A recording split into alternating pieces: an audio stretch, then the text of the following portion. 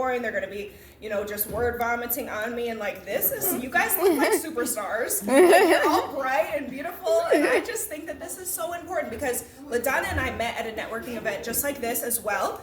And I think the connections that you make in the room, if you don't all already know each other, like, get to know the women in this room, because women that take time away from their careers, away from their family, and they invest in getting in a room like this, like, you guys are the movers and shakers. And eagles, I always tell my team, eagles fly with eagles. Eagles don't fly with ducks. If an eagle sees another bird flying alongside it, it knows that it's another eagle. So it can trust it, because ducks can't even reach that altitude. So these are the eagles, and I'm excited for you guys and what you're going to be, experiencing. But I just wanted to touch on a topic that I think, especially for women, is so important for us to talk about.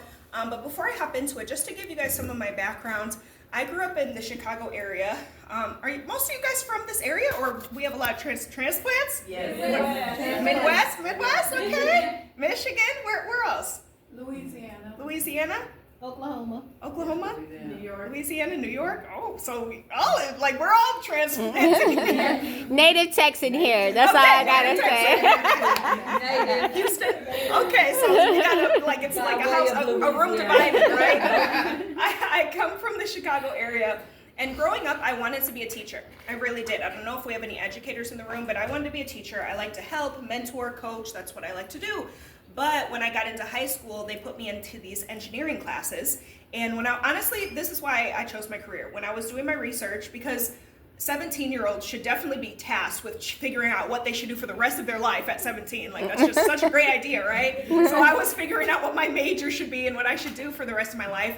And I realized that engineers made a little bit more money than teachers. No, guys, they make a lot more money than teachers, okay? Yes, a lot more money than teachers. So me being 17, I just wanted to chase the money.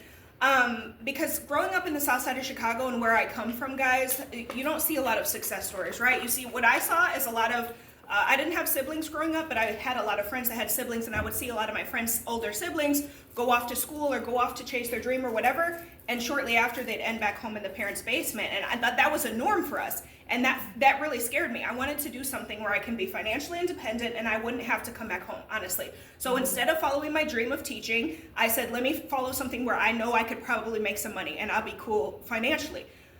Long story short, it was a terrible idea. I ended up going to Purdue University, one of the top schools in America for engineering, got my engineering degree, but I hated it. I was so bored. I was sitting in my cubicle, falling asleep. My coworkers were weird because engineers were weird. Like, you guys are in, a lot of you are in energy and oil and gas. Like, you could know it. They're all male, and I'm just like, oh my gosh, you can't relate to anything I'm interested in. And I was having a quarter life crisis, and I had a mentor.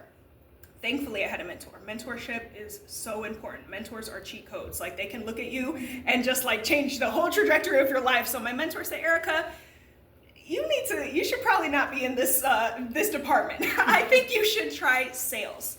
And I'm like, what? Like, sales is a dirty word, by the way. That's like, I'm thinking like, do I have to go knock on doors and sell vacuums? Like, it's very weird, sales, because I'm an engineer. But my mentor was making a lot more money than me, had a lot more superiority, a lot more rank. So I'm like, okay, you might know a thing or two. So I tried it out. I changed departments and I fell in love, because sales is teaching. If you like to mentor, teach, you're a salesperson, because you're just teaching people about your products and services and how they help the other people. Like, you're a teacher. So I fell in love with sales. I was able to climb the corporate ladder at a company. If you're in energy, you might be familiar with Eaton Corporation.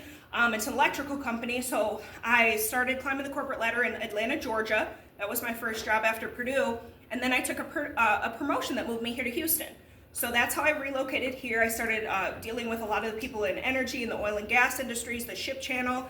Very familiar with this area. I would be driving from 290 out here regularly to see my Shell, Chevron, all those customers. Those were the guys that I called on.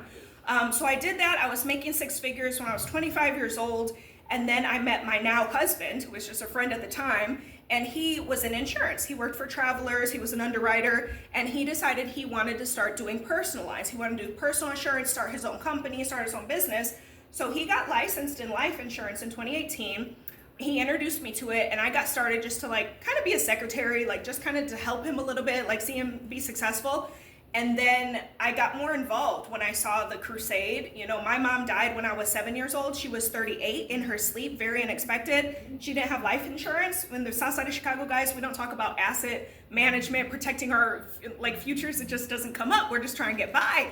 So I know what it's like to have a parent pass away without life insurance. So I kind of, being in that environment, it made the crusade get more in my heart. So I started taking it more seriously. COVID happened in 2020 and our business completely exploded because all of a sudden life insurance goes from something that you have to hard sell and, you know, pressure people, you're gonna die, buy it, to like now you don't have to sell it anymore. People are like, yeah, I realize tragedy can happen like this, just give me it. I don't like, so God's hand has always been on our business, but that year it completely took off. So I left my corporate career that year. We've been running our business 4 years. Full time this month actually, which is crazy. Going from having no experience a couple years ago in 2018, I couldn't even spell insurance, to now we're on track to do $3 million this year. It's crazy to see what God can do when he's able to kind of position you in the right places. So a couple fun things about me: I love to eat out. I'm a huge foodie, which is why I love Houston. I have a very bad addiction. I need AA. It's called Amazon Anonymous. If you've heard of it, let me know, because I am addicted to Amazon. Traveling, spoiling my nieces and nephews. We don't have kids yet, so that's a little bit about me. But I want to talk to you guys about confidence. Specifically, how to take charge of your life and create the life that you deserve, because for me, my life has taken so many twists and turns. You could probably notice it just from like me speaking right now, but every move that I've made, it happens because of confidence, and it's not necessarily something I was born with. It's something that I kind of developed over time, and I want to talk about the importance of it. I actually saw this on Instagram. I'm really big on social media, but you know, building a brand, like marketing, like if you connect with me on social media, you'll see, but like I'm really big on everybody having their own brand to be able to empower yourself.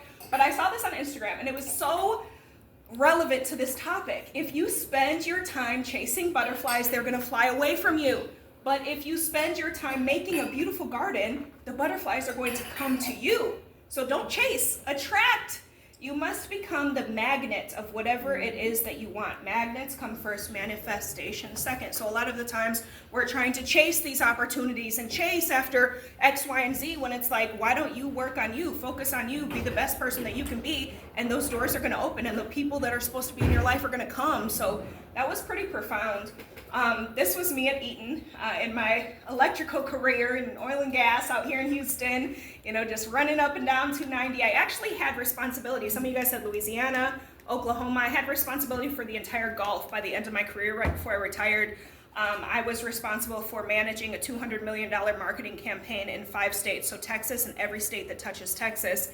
And that was just me doing my presentations. I was selling circuit breakers and, fighting the gray market and just, the bad guys in the electrical industry. And it was very interesting, but let me tell you something, I don't know if you can survive in those types of roles without some level of confidence, or like LaDonna and I were talking about earlier, Godfidence, because it's very intimidating. Every move in my life has been very intimidating. Going from South Side of Chicago, going to Purdue University, guys. There's 40,000 undergraduate students, 50,000 undergraduate students at Purdue, and 1% of them are minority. 1% of them are Black, right? So that's one thing. But then I'm in engineering. So now 1% are women. So I'm the minority of the minority, and I'm in this class with 300 Caucasian males, and there's nothing wrong with that. My dad's actually a Caucasian male, right? However, it's scary, especially coming from Chicago. That didn't look like my classroom in high school.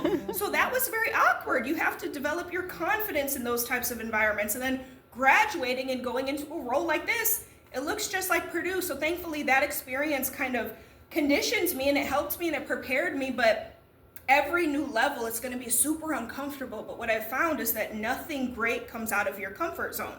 When you step out of your comfort zone, that's when greatness is birthed. So it's just crazy, to see how my career has snowballed. But I just want to start by saying that you guys belong here. You belong in the room. You're in the right place with the right people, doing the right things, focusing on the right things, developing yourself. This is something that as women, we have a big problem with. We don't know if I belong in this conversation, or if this opportunity is for me, or if the job gets posted, should I take it? And I was just talking to one of my male cousins the other day, and this super high job that he knows his tail is not qualified for, he applied for this high job in his company, just like that. It got posted, and he didn't blink an eye, and he just applied on it. And I'm like, bro, you're so freaking arrogant. Like, what is wrong with you? But because the same, like my female cousins, they would see a role that's been there for weeks or for months, and they don't apply because they didn't check one box. Yes. But every other box they check it, and they're like, no, I'm not qualified. And it's like, yes, you are. You belong here. Your voice needs to be heard. We have to get out of our head and have some of that confidence that these men just naturally are born with. I'm like, how do you have all this confidence? And we need it, though. So today we're going to talk about confidence. And it's not just about being bold in the workplace, it's about being bold in your life, honestly, because life is not gonna wait for you to be ready. LaDonna and I were just talking about it. She said, I had my kids young, and honestly, you're never gonna be ready. When the kids come, you're gonna get ready when the kids come. And that's a life lesson for everything. You're never gonna be ready for that promotion. You're never gonna be ready for that relationship. You're never gonna be ready to start the business. You just have to do it and step out of the comfort zone and put yourself in a really uncomfortable position, right? When I left my job in 2020, I wasn't necessarily ready to start running our company full time. I don't have an MBA. I've never studied business. I don't know anything about running a company. And it just kind of, the turn of events happened, and I was pressured into making that transition. But that made me figure it out. It's either sink or swim, right? So I figured it out, and here we are with nearly a $3 million business to this day. Still don't have the MBA, still don't have business experience. Between you and I, still don't know what I'm doing most of the time. And you But still don't need it. don't need it, because you're gonna figure it out. It's YouTube University, it's free, y'all. YouTube University. It's these mentors, you could be like, it's so many resources, but Fail forward. the first thing you need is confidence, right? So when I was little, like I said earlier, I thought you had to be born with confidence. Like, if you're not born with it, oh well, you're never gonna be confident, you're never gonna have this in life. But what I've learned is that confidence is born through demonstrated ability. When you push yourself, that's why it's so important that we do things that we're not quite ready to do, or we take on opportunities that we don't think we're qualified for, because it's sink or swim, and something in us as women, we're gonna swim. We're gonna figure it out. It's in our DNA. We don't sink very often. We're gonna figure it out. And that's where the confidence is birthed. Because if you're thinking, oh my gosh, I don't know if I could run this business, and you continue living in that moment, you're never gonna run the business. But the moment that you say, screw it, I'm just gonna go ahead and start telling people that I sell accessories and see who wants to buy, you're gonna figure it out. People are gonna come to you and you're gonna say, oh, I don't know how to answer that question, or actually we don't have that type of style, but I can figure it out. And your brain starts moving, and then you get confident because you're doing it. You're demonstrating the ability that you're not gonna die by making this move. You can actually make that move and succeed. So that's how the confidence comes. You don't have to be born with it. You might not feel confident in a certain area. I would challenge you guys to write down areas that you're not confident in, whether it's in the workplace, at home, in the community, in your company, in your business, whatever. Write down the areas where you feel a little bit nervous, where you don't like it because you're not good at it. And I would challenge you to seek out opportunities in those areas. And you're like, Erika, why would I do that? I hate that. Like, that sucks. You're never going to be good if you're not okay with sucking at something. You have to be okay with starting at ground one, just like a video game. You get, people, they don't ever make it to the top of the video game because every next level is harder. It's supposed to be harder, but don't stay stuck on level 5 just because it's hard to get to level 7. Right. Take that challenge and continue to go up there. You know what I mean? I also want to share a story about Oprah with you guys. If you didn't know, Oprah Winfrey, I'm not sure that there's anyone in the world that doesn't know who this lady is. She was rejected so many times and laughed in her face for trying to get into TV and production. They literally told her, lady, you're not cut out for this. You can't make it in showbiz. You can't make it in TV.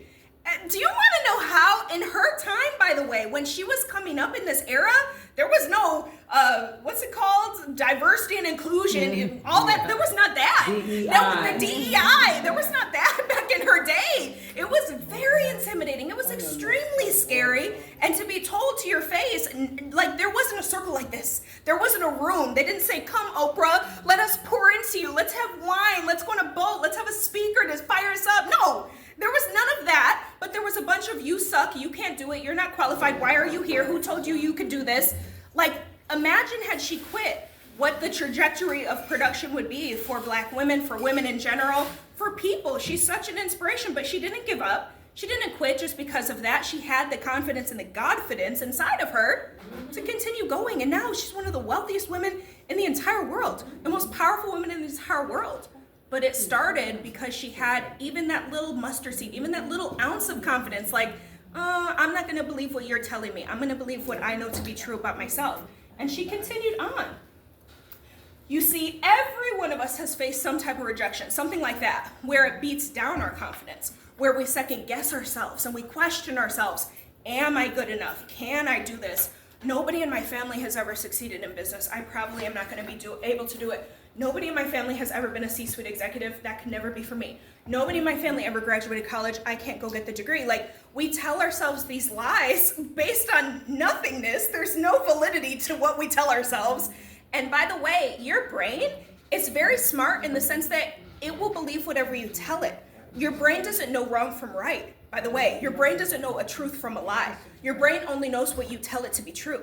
So the moment that you tell your brain, oh, I'm so dumb, I can't get this job, I'm so stupid, I'm so this, like you literally believe it. You will believe it forever, and that becomes your identity because you're telling yourself that. So I always challenge people, like, if you're gonna lie to yourself, why don't you lie positively? You don't believe that you're the smartest person in this room. Yes. So why don't you just lie to yourself and say that you are, instead of calling yourself dumb, because that's not true either. So why don't you just say, you know what, I'm the smartest person in this room. I'm the most qualified. I'm a millionaire. Why don't you just trick yourself with these lies? Because it actually is gonna take root into your spirit and it's gonna become reality. It's called an affirmation. Yes. But it's important that we do that the opposite way. Stop doing negative affirmations so much and actually nourish yourself. You know, there's this quote floating around all over the place where they say, if you speak, like literally physically speak to a garden plant, plant, it will thrive more. Like if you just whisper sweet nothings into a greenery, it will thrive, it will grow better. So like, what do you think would happen if we spoke to ourselves better? Like if it will do that for a plant, what if we started speaking to each other with affirmations? Sis, you got this. You're amazing. You look great today. Wow, you smell good. Where did you get that? Wow, you did great on that. I know you might not feel good about that presentation, but you rocked it. I love what you said on that point. Like if we start speaking those affirmations, imagine what will happen to you and your confidence. You guys are stronger than you know. We've faced challenges. We've overcome it. We're naturally resilient as women. So we just have to remind ourselves who we are. You have a choice right now. Everybody in the room has a choice, and life is all about choices. And every choice that you make is a vote. A big election's coming up right now, guys. I'm not gonna go there, right? But we need to vote. Yes. And every choice that you make in your life, in your career, everything is a vote. You're casting a vote for the type of person that you want to become. Mm-hmm. Literally, when you decide, you make choices every day, guys, as simple as food. Let's say you have a choice between going to get the cheeseburger and fries or going to get the salmon. You have that choice. When you choose the salmon, you're voting to become a healthier person. You're voting to get those omega-3s that you need. When you choose, like, do I go to my child's, ballet recital or do I stay late at work? You're choosing. You're voting. I want to be a better work person, or I want to, support my kid. And every little thing, they're tough choices that we have to make every single day. But every choice that you make is a vote. So be mindful of the choices that you make and the words that you say, because you're truly creating the person, your future self. You're creating the person that you're going to become based on those votes that you cast every single day. So you guys have a choice right now. You can wait for somebody to open a door for you, to invite you to the room, to give you permission. But I'm here to tell you that you don't need permission to be a badass. You don't need a permission to go after the opportunity. You don't need permission to let your voice be heard in the room, because you belong here and you do deserve a spot at the table, and you should forge your own path. Right. You literally should. Like, I think about it now, how many lives, how many thousands of families that we've, served in the insurance industry, how many hundreds of people we have helped get licensed to make a change in their family financially, to be able to provide for their family. And had I doubted myself back in 2018, 2019, we wouldn't have been here and made this impact. And it was very easy. And I was in my head when I first got into the industry, right? Because there were all these people that were so much better than me. I'm an engineer. I do electrical sales. I don't know anything about finance. I can't even spell insurance. There's these people that are my age, barely 30, and they're making $2 million. I can't even make one sale in this thing right now. And I was, getting in my head, maybe this isn't for me. But when you stay the course, you have some thick skin, some grit, you get along the eagles, you get in the room with the right people, with the mentors, you'll be surprised the trajectory that your life goes. So I challenge you guys, when you take charge of your life, the universe has no choice but to take notice. Your confidence, energy, and everything else about you becomes a magnet. It's all about becoming that garden. Just envision the person you want to be. How do you want to look? What do you want to drive? Where do you want to live? What type of schools do you want your kids to go to? What do you want? Where do you want to travel? Like, how do you imagine your ideal self? Not that we're not content with where we are. There's a difference between being content and grateful and aspiring for the future, right? You're allowed to dream. You're allowed to recreate yourself. You're allowed to get better. You're allowed to kick bad habits and build new habits to become a better version of yourself. So envision that person. Who do I want to be? And get very clear on that. And then start taking the necessary steps to start building that garden so that you can attract what it is that you guys desire. And for anybody that is specifically in the energy sector, and honestly, any industry and business, it's moving and shaking. Like, it's constantly changing. There's all these regulations, all this red tape, everything's going on. And the evolution is part of your daily life. So you're thrown into this world where change is like, you literally have to learn how to ebb and flow. You have to learn how to go with the flow. So I know especially with energy support professionals or support professionals in any industry, it's easy. And women, it's easy for us to feel like our voice isn't heard, but it's also because we don't speak up, because we're like the one in the little back of the room. But I'll tell you something, when I took that job in Atlanta, Georgia, and I was an engineering trainee or whatever, everybody knew the person that ran that office was the admin at the front desk. What? Everybody knew that. And the lady got respect. It came from our top down. You have to be in an environment where you are respected, where you're literally valued, because I've gone to, honestly, out here in Houston, I've gone to other of my customers in Houston where it's not the same, but it's a top-down thing. You have to be with an organization that aligns from the top down, and it doesn't matter if you're the CEO of the janitor, you demand respect and you command respect, and that you're protected in that space as well. So that lady, she ran the show. I learned so much from her. Honestly, probably more than my manager and my own boss in that role. I learned from her. I would take her to lunch. By the end, I was there for 18 months. By the end, she was inviting me to her family's house for brunch with her kids. Like, we formed a real relationship. She introduced me to one of my best friends here in Houston to this day, because I moved to Houston for that promotion and I knew nobody and I was scared. And she said, hey, I have a friend there. And to this day, I'm really close with that girl. So understand, speak up. You guys are extremely powerful. You have so much life experience. You have so much value to add in whatever role or capacity you're in. If you're in a room at a table, there's a purpose there, and it's not to be a little field mouse. It's literally to challenge this. You might be scared. Well, they're all agreeing that that's the way to go, but I'm thinking this way.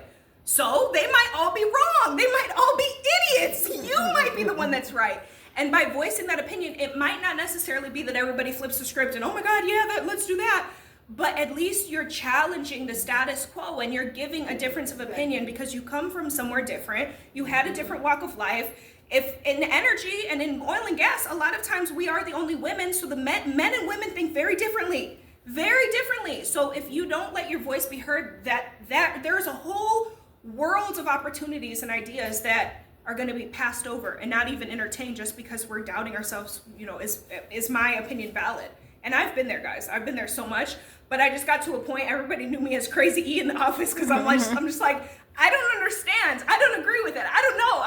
Tell me. And I got away with that. I was just like a 20-something-year-old, so they thought it was probably cute because I was just like, I don't know. Tell me more.